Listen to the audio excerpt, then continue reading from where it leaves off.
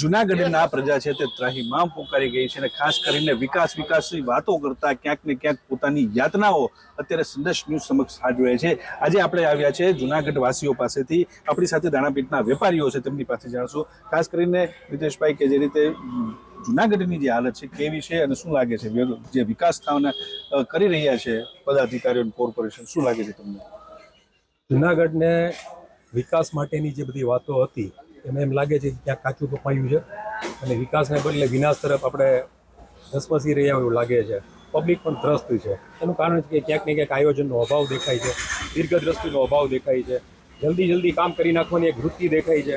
ચોમાસું માથા ઉપર આંબી ગયું છે ત્યારે પણ આપણે રસ્તા ખોદીને બેઠા પછી હવે એનું શું કરવું એનું કોઈ પાસે નિરાકરણ નથી, ત્યારે પબ્લિકને હેરાન થવાનું છે અને એને લીધે એનો ભોગ આજે અનિર્ણાયકતા છે કે જે ખોટા નિર્ણય લેવાય છે કે જે આયોજન વગરના કાર્યો થાય છે એનો ભોગ પબ્લિક જ બનશે અને પબ્લિક જ બનવાની છે। આપણી સાથે અન્ય એક વેપારી છે, તમે ખાસ કરીને જે દાણાપીઠની હાલત છે ઉપરાંત જુનાગઢના મોટા ભાગના વિસ્તારોમાં આ જ પરિસ્થિતિ, શું કહેશો? તમે કહો એ મુજબ વાત સાચી છે તમારી। દાણાપીઠની એકની વાત નથી, આ બધા એરિયામાં આ જ પોઝિશન છે। જોશીપરા વિસ્તાર લઈ લો, ગિરિરાજ સોસાયટી, તળાવ દરવાજા, જ્યાં ખોદીને પાછું કોઈ પણ જાતનું કામ કરવામાં આવતું નથી। એટલે વાક તો આમ જો તો પ્રજાનો વાક છે કે ભાજપને મત આપી અને પાછા કોર્પોરેશન સોંપ્યું એટલે એ ભોગવવા માટે પ્રજાએ તૈયાર રહેવું જ જોશે। આનાથી કંઈ પણ ફેર નથી પડવાનો।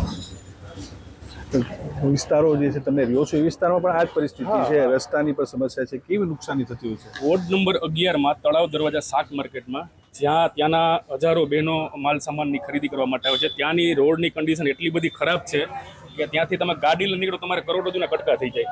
ત્યાંના કોર્પોરેટર મનોજભાઈ પોપટ, વનરાજભાઈ સોલંકી, શૈલેષભાઈ દવે ત્રણેયને મેં મેસેજથી રજૂઆત કરેલી છે, ત્યાંથી કોઈ પણ જાતનો જવાબ મળ્યો નથી।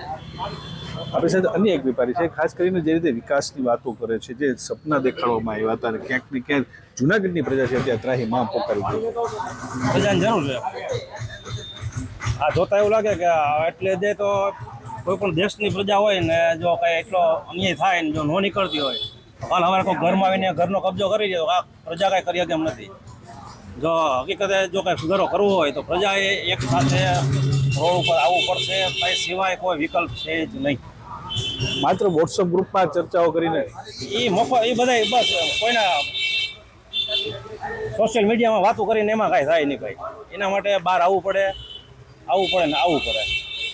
તો આ છે જુનાગઢના લોકોની જે વ્યથા છે કે તે જણાય છે કે જુનાગઢનો જો નિરાધાર અને જે ખરેખર વિકાસ કરવો પડશે અને જે રીતે તંત્ર કામ કરી રહ્યું છે તેની સામે અવાજ ઉઠાવવા માટે જુનાગઢની પ્રજાએ બહાર આવવું જ પડશે, તો જ જે છે તે લોકો સમજી શકશે અને ખાસ કરીને જે કામ છે તે અટકેલા છે તે આગળ ધપી શકશે। કેતનજો સંદેશ ન્યૂઝ, જુનાગઢ।